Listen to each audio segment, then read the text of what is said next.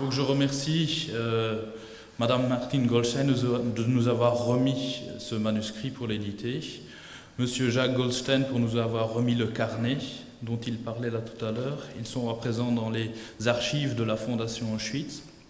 Et donc, beaucoup a déjà été dit à propos de Monsieur Maurice Goldstein, que je n'ai pas eu le plaisir ni l'honneur de connaître personnellement. Mais je voulais vous parler brièvement de la dernière partie du livre, là où il revient sur sa présidence du Comité international d'Auschwitz. Il a été président de cette institution importante de 1977 jusqu'à sa mort en 1996. Et il a fait ça avec beaucoup d'entrain. Donc c'était quelque chose qui lui prenait vraiment à cœur. À côté de ça, au niveau local, si je puis dire, il a fondé avec Paul Alter, avec Henri Goldberg et avec René Rheindorf, la Fondation Auschwitz que nous représentons. Donc tout ce travail qu'il a investi jusqu'au dernier souffle, on peut vraiment le dire comme ça, témoigne dans ce livre. En fait, c'est d'une période particulièrement intéressante parce que c'était encore l'époque de la guerre froide, les antagonismes entre l'Occident et l'Est communiste, et tous ces enjeux, bien sûr, qui se répercutaient sur ce comité international d'Auschwitz. Parce que son combat a été long aussi pour nommer les victimes, les juifs du nazisme.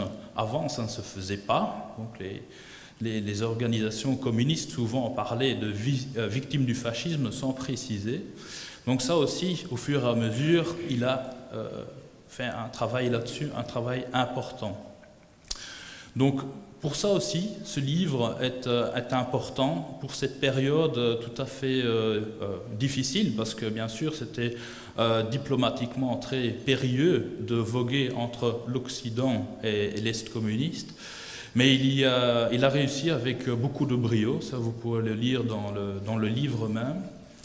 Et donc, malheureusement, de nos jours, le Comité international d'Auschwitz, qui a son QG à Berlin, est un peu en perte de vitesse parce que les gens qu'il forme vieillissent forcément. Mais heureusement, et nous en sommes la preuve, je pense, la Fondation Auschwitz, au niveau local, continue ce travail. Et ça, je peux en affirmer aussi, dans les pays de l'Est européen aujourd'hui, un travail de mémoire est en train de se mettre en place dans cette ère post-communiste. Donc un vrai travail d'histoire, parce que c'est ça la base aussi du savoir, et en même temps ce travail de mémoire pour se commémorer, oui, mais commémorer justement ce qui doit être commémoré. Je vous remercie. Donc, je vais donner la parole à mon collègue Johan Puttemans, qui est également historien à la Fondation Auschwitz.